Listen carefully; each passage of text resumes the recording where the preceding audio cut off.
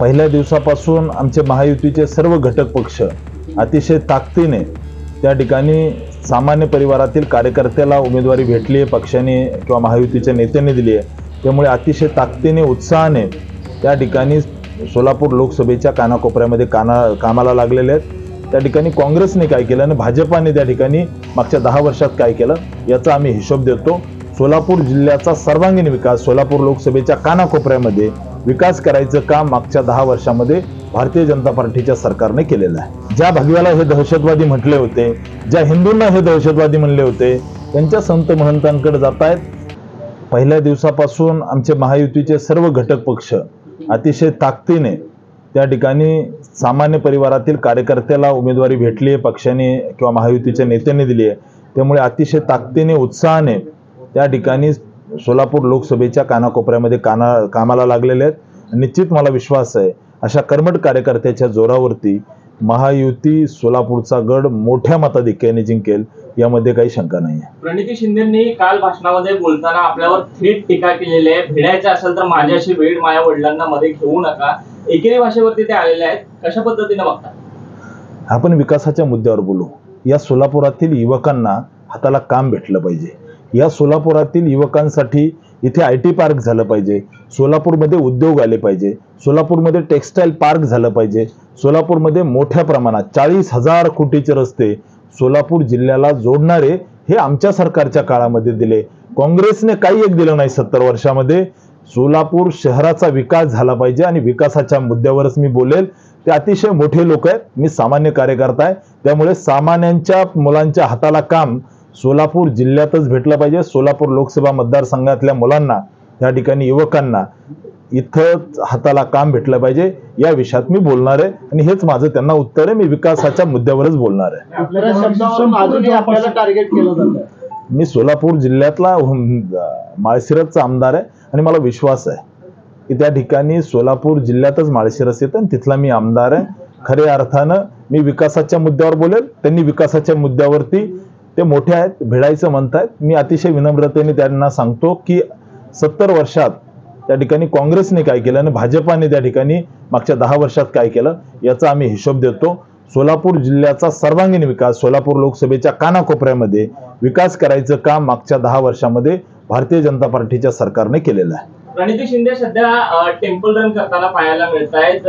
कुठेतरी हिंदुत्वाच्या मुद्द्यावरती सुद्धा, सॉफ्ट हिंदुत्व जे म्हटलं जातं काँग्रेसचं, त्या मुद्द्यावरती ते आलेल्या दिसून येत आहेत. मठांना भेटी देणं असू द्या, सुशीलकुमार शिंदे, प्रणिती शिंदे मठांना भेटी देणं असू द्या किंवा मंदिरांना भेटी देणं असू द्या, ते आता ते चालू केलेलं आहे.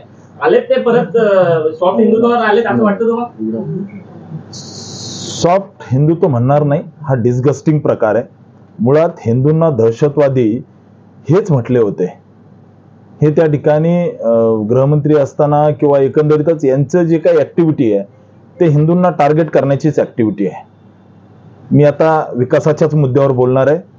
बात निकली की तो बहुत दूर तक जाएगी, परंतु मला माझ्या सोलापूरच्या युवकांच्या हाताला काम पाहिजे.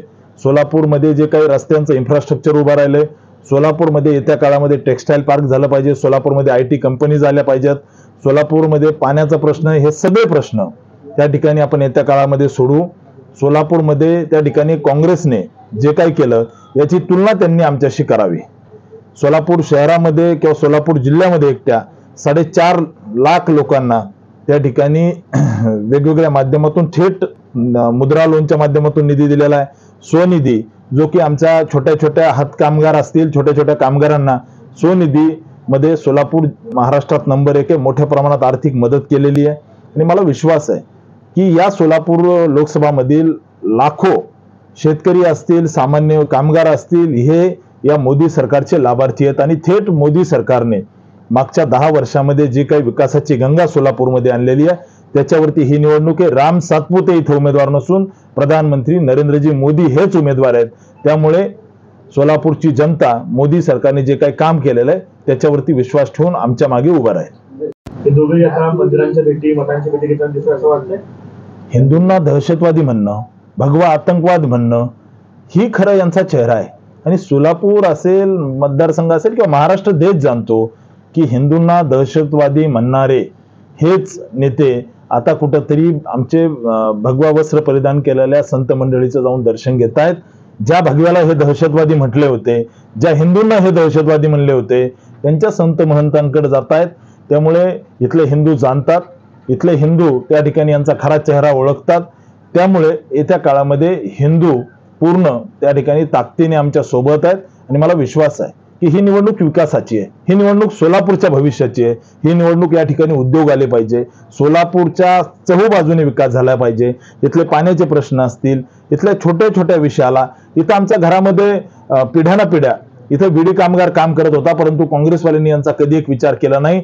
30,000 घरं बांधण्यासाठी मोदी सरकारने थेट निधी दिला आणि त्या ठिकाणी आज सामान्य गोर गरीब बीडी कामगारांना घरं भेटली. हे मोदी साहेबांनी केलं, हे काँग्रेसने केलं नाही. हे मुख्यमंत्री असताना काय केलं हे सोलापूरकरांना माहिती आहे, मी त्याच्यामध्ये जाणार नाही. परंतु एक सोलापूरकर म्हणून इथली जनता विचारतीये, आपने आपकी पूरी राजकीय कारकीर्द में क्या किया, आपण आपल्या पूर्ण राजकीय कारकिर्दीमध्ये काय केलं त्याचा हिशोब द्यावा. आमच्या मोदी साहेबांनी 10 वर्षामध्ये सोलापूरसाठी काय केलं हे आमचा हिशोब आमच्याकडे आहे. त्यामुळे येत्या काळामध्ये विकासाच्या मुद्द्यावरती यांनी बोलावं. त्या ठिकाणी ही निवडणूक देशाची निवडणूक आहे, ही निवडणूक देशाच्या अस्मितेची, अस्तित्वाची आणि त्या ठिकाणी धर्माच्या अस्तित्वाची निवडणूक आहे. त्यामुळे मोदी साहेबांनी केलेल्या विकासावर यांनी बोलावं, एवढंच मी या ठिकाणी सांगतो. ज्यावेळेस प्रचाराला जात आहेत त्यावेळेस एकनाथ शिंदेनी जे काही काम केले ते काम समोर मतं मागण्याचा प्रयत्न करतायत. मात्र ज्यावेळेस तुम्ही हिशोब मागता त्यावेळेस ते थेट भिडण्याची भाषा करतायत, टीका केल्यानंतर भिडण्याची भाषा करतायत. जे मतं मागताना त्यांच्या नावाचा वापर होतो, मात्र टीका केल्यानंतर ती सहन होत नाही. याच्याकडे कसं बघतो?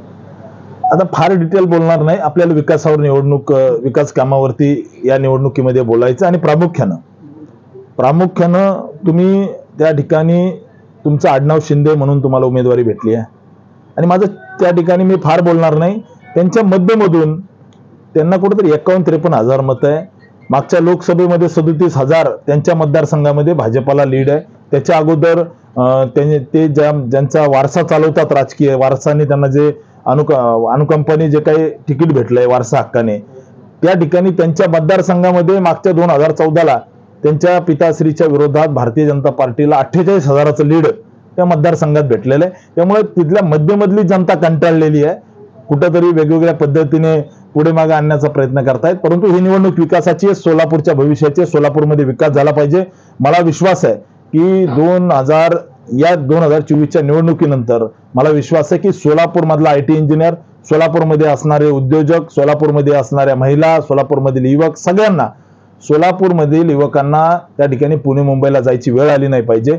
याच्यासाठी मी एक इंजिनियर आहे, उच्च शिक्षित आहे, सामान्य परिवारातून आलेलो कार्यकर्ता आहे आणि लोकांबद्दल संवेदना मनामध्ये. त्यामुळे मला विश्वास आहे की सोलापूरमध्ये येत्या काळामध्ये विकास मोठ्या प्रमाणात होईल. इन्फ्रास्ट्रक्चरल डेव्हलपमेंट झालेली आहे, त्या ठिकाणी सोलापूरचे रस्ते चांगले झालेत. येत्या काळामध्ये इंडस्ट्रियल डेव्हलपमेंट, MIDCचं एक्सपान्शन आणि इथल्या युवकांना इथं काम भेटलं पाहिजे, या मुद्द्यावरती आम्ही काम करणार आहोत. आमच्या विदर्भ टाइम्स YouTube चॅनेलला सबस्क्राईब करा आणि बेल आयकॉनला क्लिक करा आणि रहा आमच्या सोबत अपडेट.